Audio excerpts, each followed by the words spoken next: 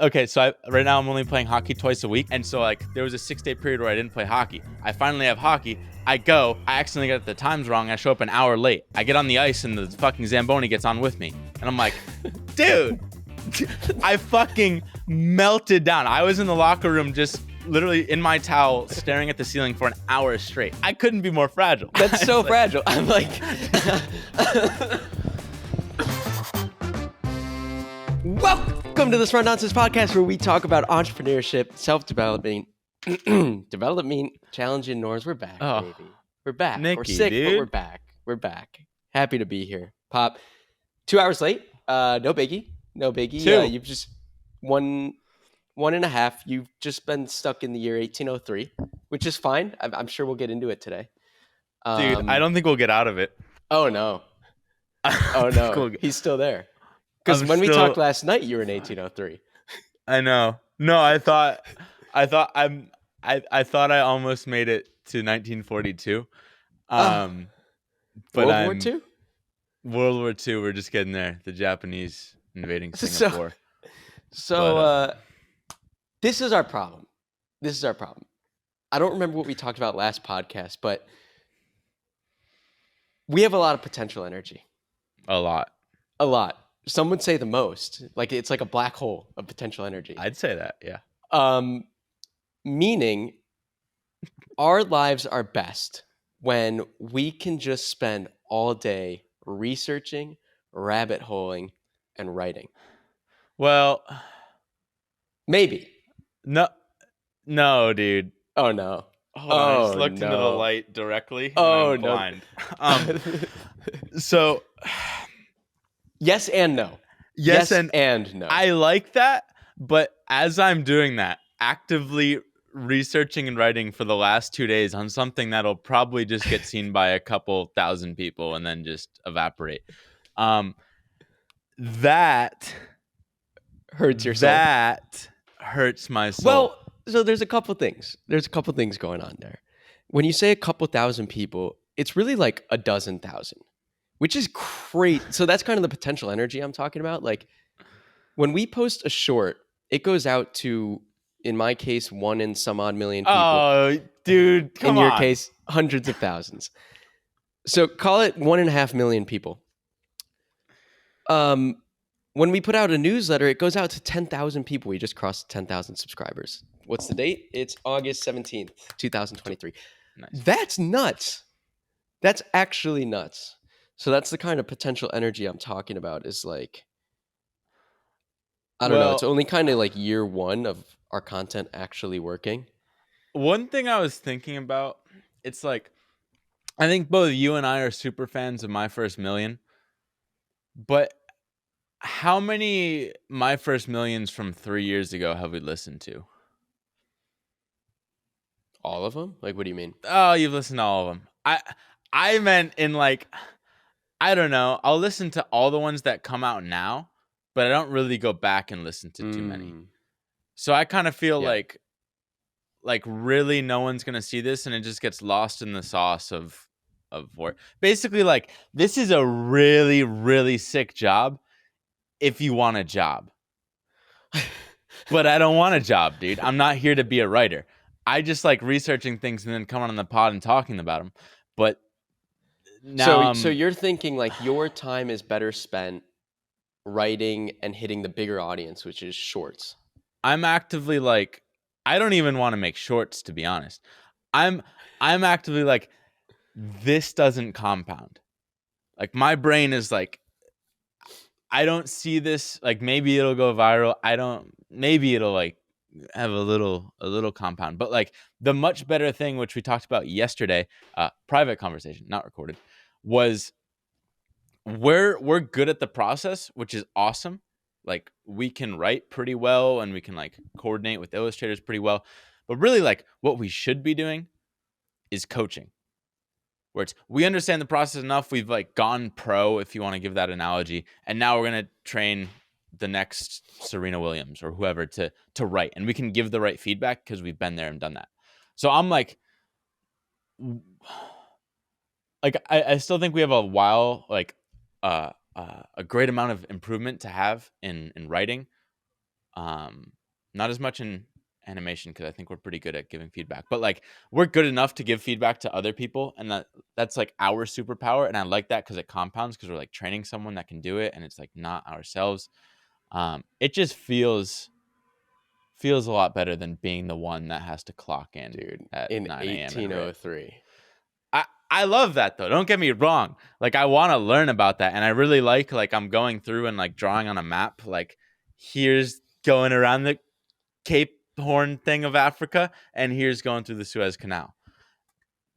But I'm like, do I need to calculate the nautical miles myself, or can I read someone else that I just coached and get the same like 80-20 out of it?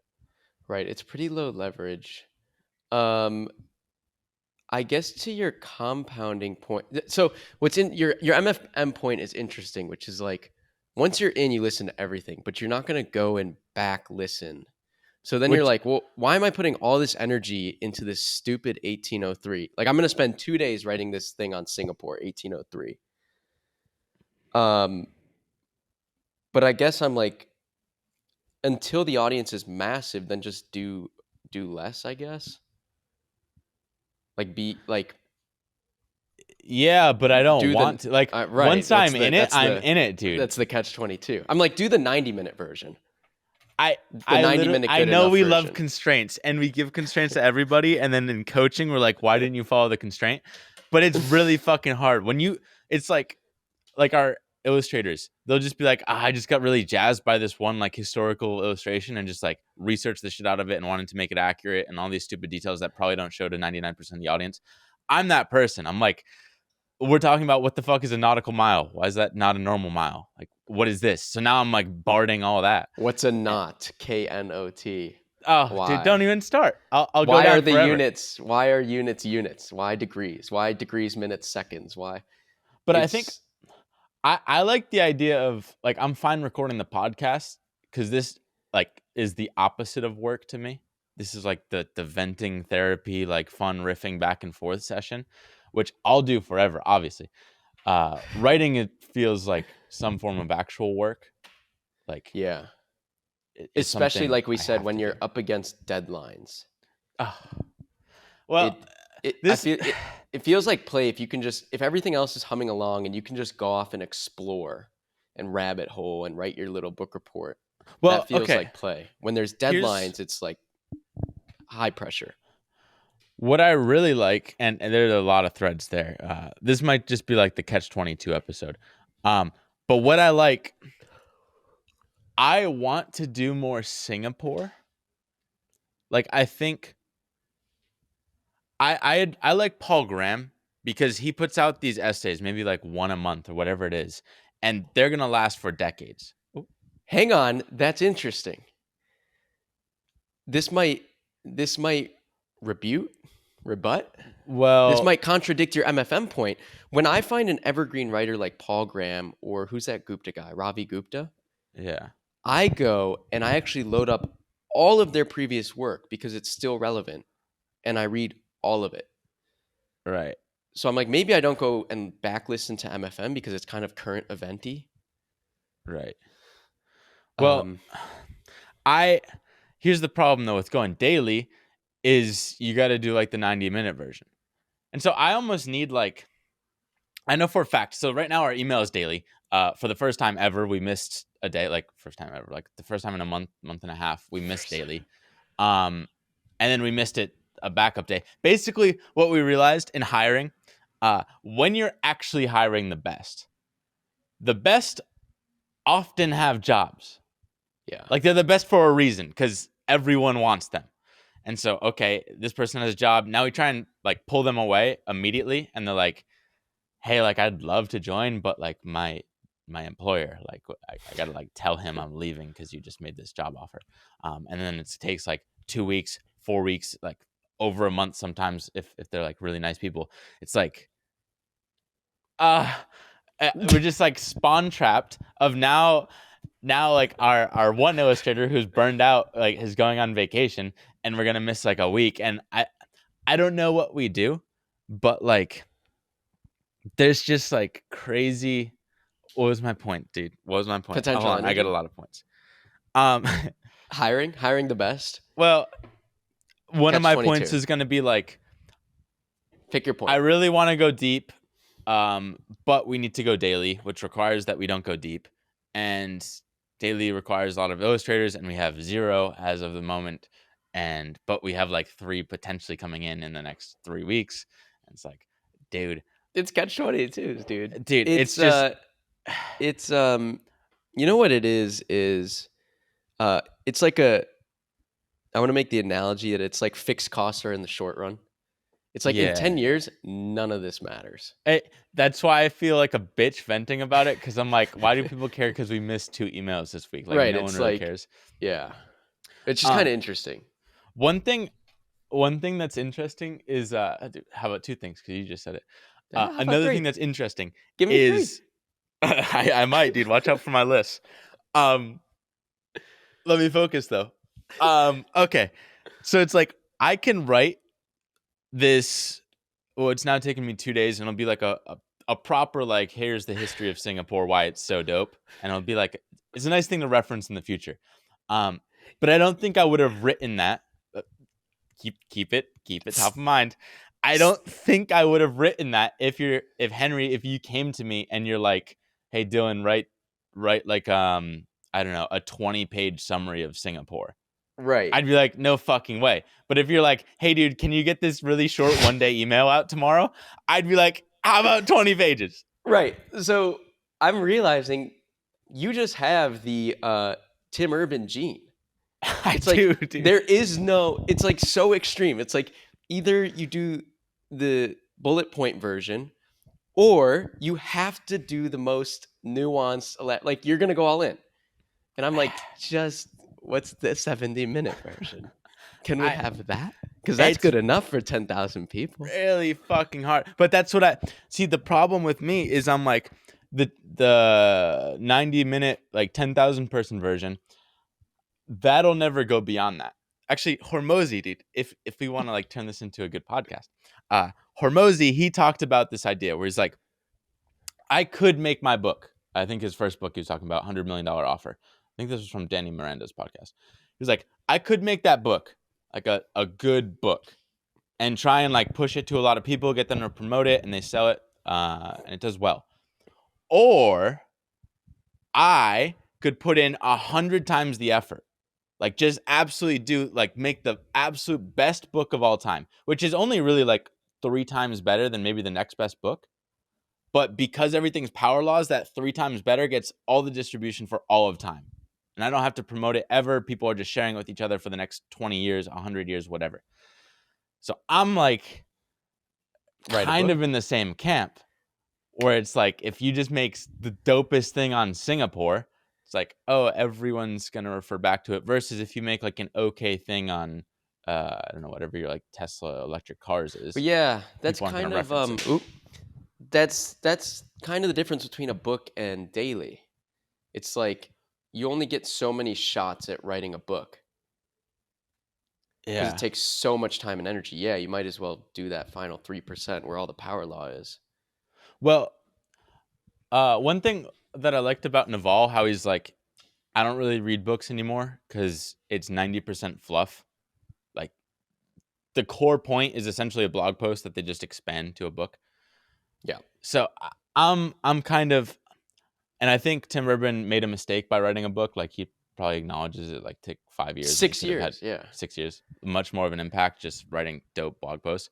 And so he's doing like a 1-year book. I don't know if you heard that, but like he's currently writing his book in 1 year. But like kind of Paul Graham is like the epitome of what I think we should be doing.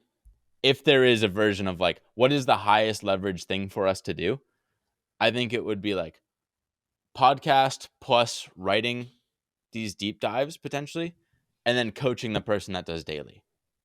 Yeah. So here's the daily just to keep our like newsletter alive.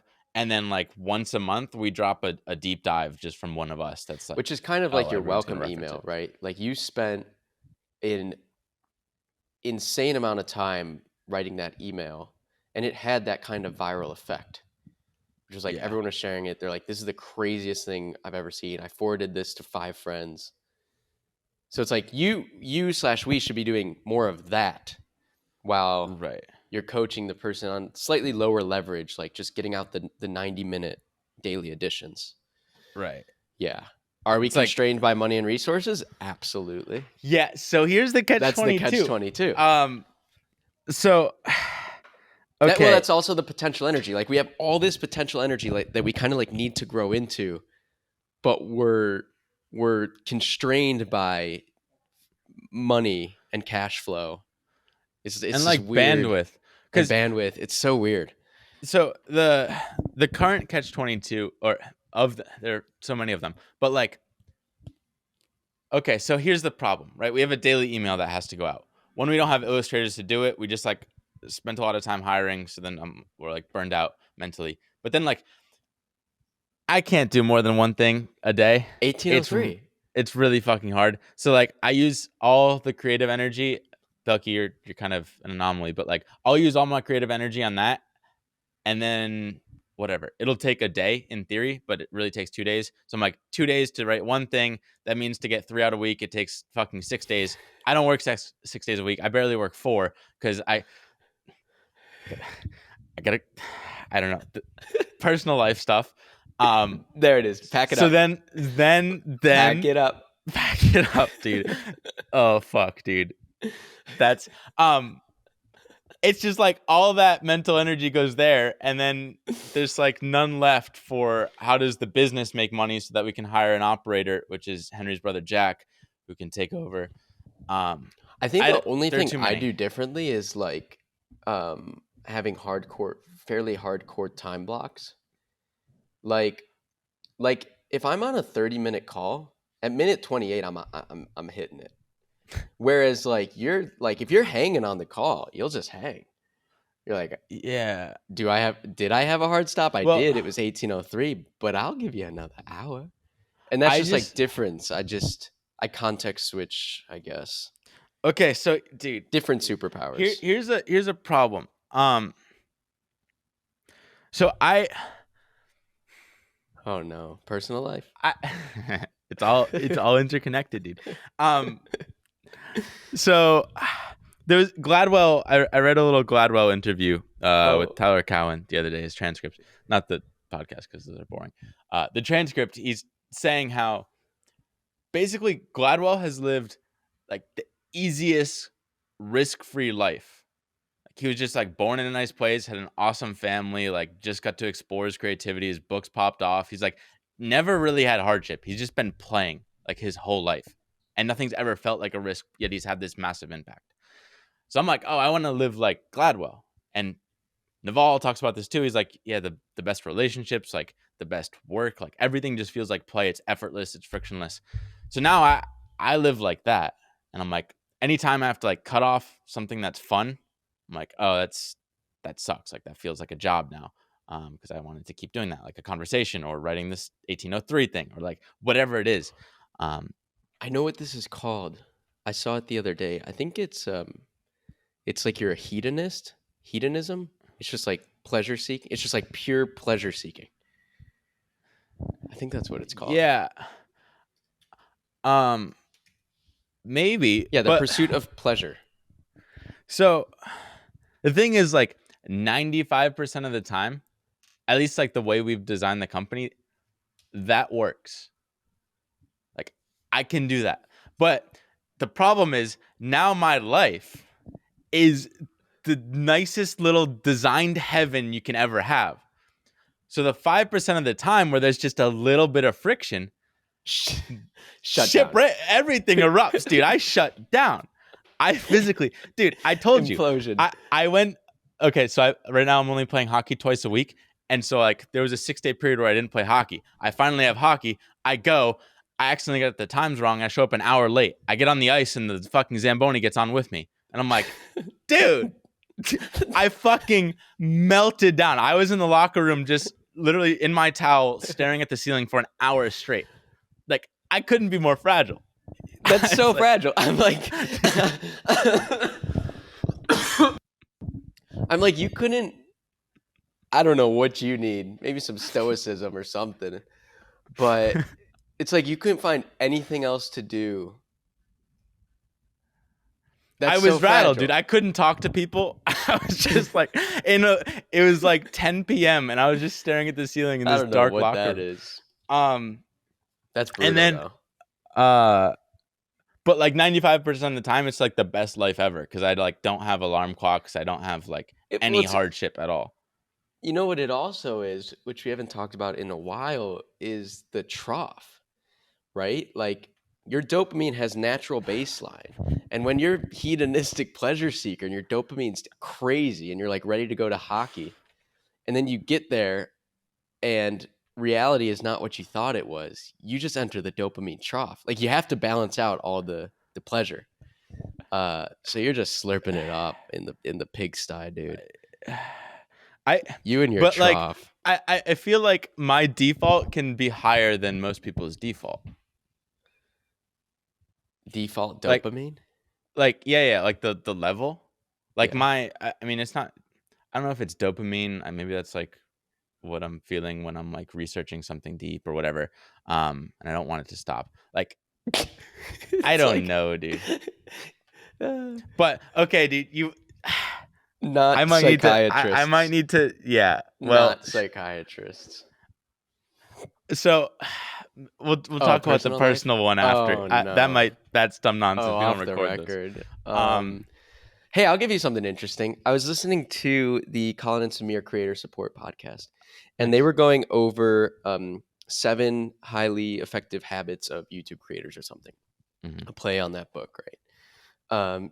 7 habits of highly Habits of effective highly people. effective. One that Samir mentioned was this ability to say no. And I was like, well, okay, so I thought it was interesting. He was like, just creators, in order to focus on what they're doing, their default has to be no.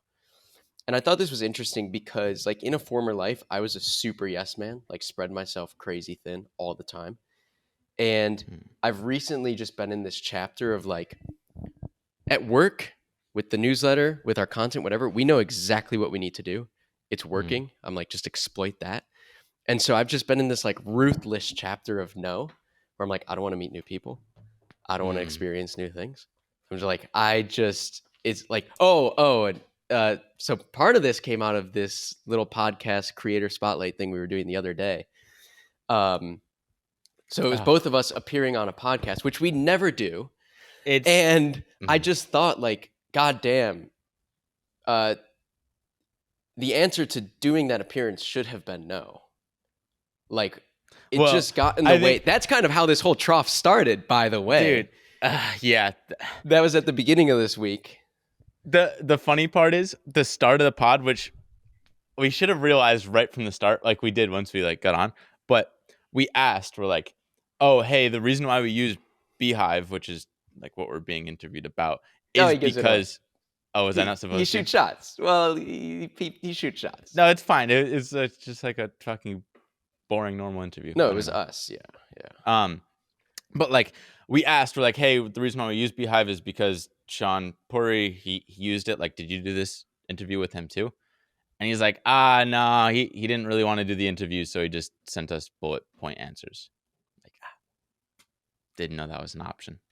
Right. So yeah, it just like it hit home. I was like, I think I texted you. It's like I don't know like what at this point in my life, like I don't know what I would go appear on. Like it would have to be Oprah, Joe Rogan, Stephen Colbert's show, right? Or like some huge mainstream thing. Everything else is no. I'm just like, which is weird. Which is weird. Maybe if it were like a really close friend. Like the problem is most people are kind of like awkward if you don't know them. So it's just like natural awkwardness. Like we couldn't the problem is we couldn't even like summon the tea between us. Like that sometimes we can overpower it. Maybe when we're like remote, it's just harder to like coordinate the tea. Um I don't know. Like we did the Danny Miranda podcast, which is one of our friends, so maybe like it but it was basically just Belky and I riffing the whole time. Like that felt fun.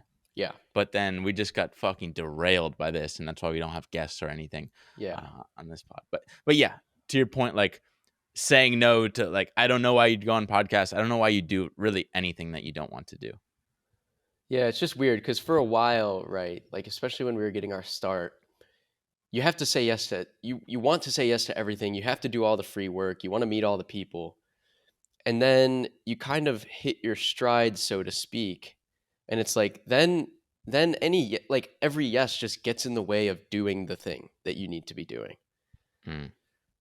So it's like in that explore phase, it's like, yeah, be a yes man all day long. But now we're exploiting and it's like I just need to be writing all day long or Well, hiring or whatever. right, I mean, right. that's a catch 22. But yeah, I just thought that was interesting. I just thought that was interesting. Did you listen to My First Million today? Yes. One thing Not I liked. memorable, not super memorable. Oh, the guy that bootstrapped, like, yeah, it was Yeah, he okay. I don't basically. like guests. I don't like guests. I like Sam and Sean talking about Right. business ideas. That's the Because podcast I it's want. fun. It's got the tea. But this guy was at least interesting in his story, and he wasn't like completely boring. Side something. He basically has like WordPress beginner, which is like if you're basically WordPress didn't have good tutorials back in the day, which is WordPress like powers 30% of the internet, like 30% of sites use it to create their sites. WordPress, he created like the tutorials for it, so any beginner would go and use it, and then he happened to just buy all the plugins that beginners wanted, so they just get like in his ecosystem of different products, and they were like inexpensive products, but they're each now printing money just because he had like this huge distribution. So he's balling out like a billionaire if he were to sell his company, and one of his points was like he he got this from Munger and Warren Buffett, where it's like they're good investors because they're good business owners, and they're good business owners because they're good investors. And like, what do both of those groups of people do? Like, what is their main focus? It's you have a bunch of cash and you say where to put it. They're good capital allocators, if you want to call it that way. And so that's what I'm realizing. Like, that is our main job. Basically, is like, okay, like say we have cash, like basically just figuring out where we use our resources. Well, And yeah, so in our case, it's like product allocator. It's like we have an eye for product, which is marketing or story or video or whatever, and it's like where do we move these pendula, oh, um, so to speak? well, that's like I feel like that's downstream of like the first thing is like say we have a bunch of cash. What do we do with that cash? Yeah, Do we hire more animators, illustrators, like use it to hire an operator? Like what do we do with that cash? And then like once we I don't know, there's just like everything's just like allocating. Like that's sort of our job. And so it feels like a lot where I guess like being the allocator, having the allocator mind, and I'm like, oh, I would if I were the boss, I wouldn't allocate Dylan and Henry to writing these emails every day. That seems really fucking silly. mm. So that's my internal like fucking devil's advocate shoulder thing. And I'm just like, this isn't where you should be. And I just get a lot of like, what the fuck am I doing? And it's like active dissonance as I'm writing the piece. I'm like, I have to write this and I know I shouldn't be doing it, but it's like I That's have to. crazy. Yeah, that's It's good. it's It's weird. good. It's good. That's why we're a good duo. Because dude, I will just write the thing forever. I won't ever question it. You tell I me think you'd be to, a sick employee if you made like $500,000 a year, uh, that'd be fun. I and don't had like some upside. I don't like being told what to do. Hey, another good one from Warren Buffett and Charlie Munger I learned is they had a third uh, business partner, and this kind Uh, of gets to our point earlier, which was like fixed nice, costs are in the short run. Fixed costs are in the nice. short run. Like none of this matters in 10 years. Apparently, their third business partner totally blew up because he was just impatient. He just wanted to get really rich really quick, and I think he got slammed by a bunch of like more risky things he was doing, margin calls in the 70s. And I was like, well, Charlie and Warren were they're like, it's just going to take Right. some time. Basically, he like leveraged, like he took out loans to buy more of certain risky stocks, which like blew up. So he had to sell his stocks back to That's a Warren short, Buffett. dude. How does a You should margin, actually, or yeah. not. How is it? Well, yeah, there's something there. But like he sold it to Warren Buffett for like $50, and now it's worth $500,000 a share. And like so, fucking, if he sold all his shares, it's just like probably billions of dollars he just sold back to him, or definitely billions of dollars. Um, So yeah, what's the point there? Long term, something. Be patient. Something other. Be patient, dude. Yeah, I want to be patient, but I want to get the fuck out, dude. Dude, speaking of time blocks, I think it's time we Garden. Garden!